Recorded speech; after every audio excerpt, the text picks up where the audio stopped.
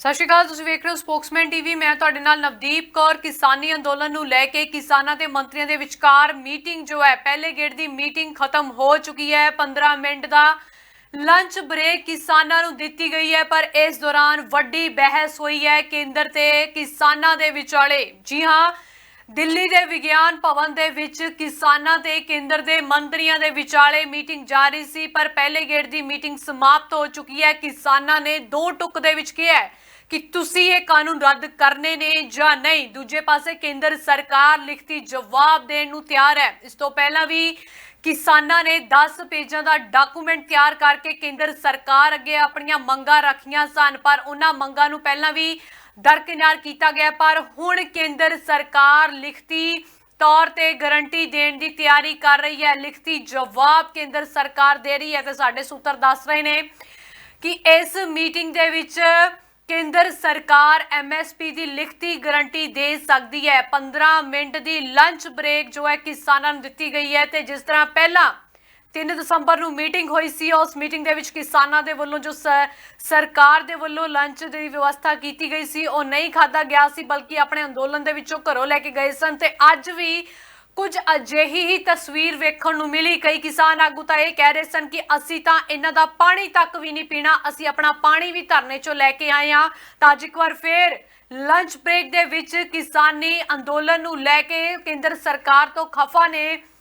किसान अजिहे दे विचों अपना खाण पाण की व्यवस्था जो है अपने अंदोलन चों करके आए ने, धरने चों करके आए ने, ते नाल ही लैके आए ने अपने लंगर प्रशादे। इत्थों तक कि पानी पीण तक भी असहमति जता रहे ने किसान आगू। उन्हां दा कहना है कि सिर्फ ते सिर्फ साडियां मंगां मन्नियां जाण, खेती कानून रद्द कीते जाण, सानू होर कुछ नहीं चाहिदा। पर केंद्र सरकार जेकर इह कानूनां नूं रद्द करदी है तां सरकार दी किरकिरी हुंदी है।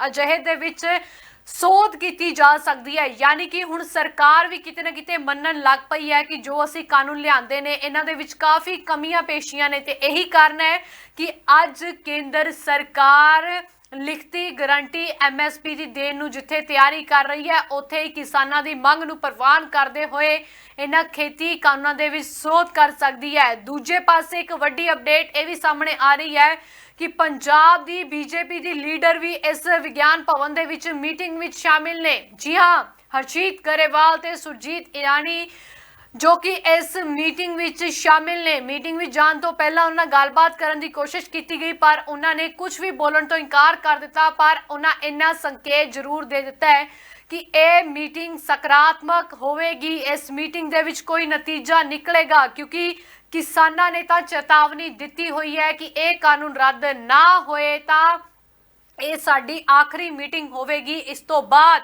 केंद्र सरकार चाहे लख सद्दे भेज देवे मीटिंग दे, पर साडे वल्लों मीटिंग नहीं की जाएगी। दो टुक दे विच चेतावनी केंद्र सरकार नूं दिती है। ते यही कारण है कि अज देश के प्रधानमंत्री ने भी अपने घर विखे अपने मंत्रियों के नाल खेती कानून नूं लैके जिथे मीटिंग की, उन्होंने चिंता जताई कि किसानी अंदोलन नूं लैके उन्होंने चिंता जताउंदे होए कहा है कि ठंड के मौसम दे विच किसान इस तरह सड़कों के उत्ते बैठे हुए ने। ये चिंता जताई है प्रधानमंत्री मोदी ने। पर कानून रद्द करने तो अजे भी दरकिनार हो रही है केंद्र सरकार। ते यह भी कहा जा रहा है कि मीटिंग छेती ही खत्म हो जाएगी। 10 वड्डियां मंगां ने किसानां दियां, जिसनूं परवान करना चाहती है कि किसान की केंद्र सरकार साडियां इन्हां 10 मंगां नूं मन्ने, जिस दे विच पहली ते सब तो अहम मंग यही है कि खेती कानून रद्द करो, छेती तो छेती खेती कानून रद्द किए जाण। तां दूजी मंग यह है कि MSP नूं कानूनी रूप मिलना चाहिए है, MSP की गारंटी मिलनी चाहिए है। तीजी वड्डी मंग जो किसानां ने केंद्र सरकार के मंत्रियों के अगे रखी है, उस दे विच जमीन ते कुरकी नूं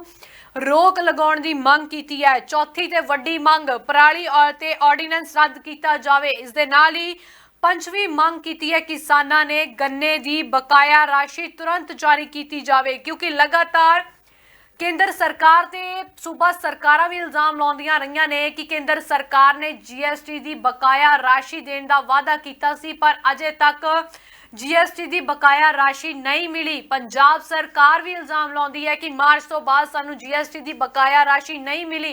ठीक उस तरह हुण किसान भी ये गल कह रहे हैं कि सानू गन्ने की फसल ਦੀ ਬਕਾਇਆ ਰਾਸ਼ੀ ਮਿਲਣੀ ਚਾਹੀਦੀ ਹੈ। ਇਸ ਨੂੰ ਤੁਰੰਤ ਜਾਰੀ ਕਰਨਾ ਚਾਹੀਦਾ ਹੈ ਕੇਂਦਰ ਸਰਕਾਰ ਨੂੰ। 6ਵੀਂ ਤੇ ਵੱਡੀ ਮੰਗ ਅੰਦੋਲਨ ਦੌਰਾਨ ਦਰਜ ਕੀਤੇ ਪਰਚੇ ਰੱਦ ਕਰਨੇ ਚਾਹੀਦੇ ਨੇ। 7ਵੀਂ ਵੱਡੀ ਮੰਗ ਬਿਜਲੀ ਸੋਧ ਬਿੱਲ ਰੱਦ ਕੀਤਾ ਜਾਵੇ। 8ਵੀਂ ਮੰਗ खेती लई अद्धे रेट ते डीजल मिलना चाहिए है। किसानों का कर्जा माफ होना चाहिए है। सब तो अहम मंग 9वीं मंग की किसानों का कर्जा माफ होना चाहिए है। 10वीं मंग किसानों की घट्टो घट आमदन यकीनी बनाई जावे। ये 10 वड्डियां मंगां ने किसानों दियां। हालांकि जो 3 दसंबर की मीटिंग हुई सी उस मीटिंग दे विच जो 10 पेजां का डॉकूमेंट तैयार किया सी किसानों ने, उस दे विच 5 वड्डियां मंगां कीतियां सन, जिस दे विच पहली मंग यही सी खेती कानूनां नूं रद्द किया जावे। दूजी मंग सी MSP की गारंटी दी जावे। तीजी मंग सी 21 फसलों ते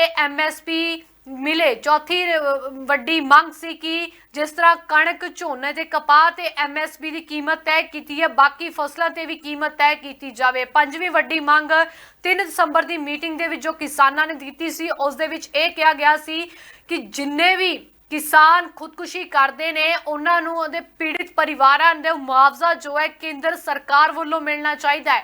ये 3 दसंबर दियां 5 वड्डियां मंगां सन, पर अज जो किसानों ने 10 वड्डियां मंगां केंद्र सरकार अगे रख दित्तियां ने। दूजे पासे मोदी सरकार नूं हत्थां पैरां दी पई हुई है, क्योंकि अज 11वां दिन है किसानों का इस तरह दिल्ली के बॉर्डर के उत्ते डटे होने का।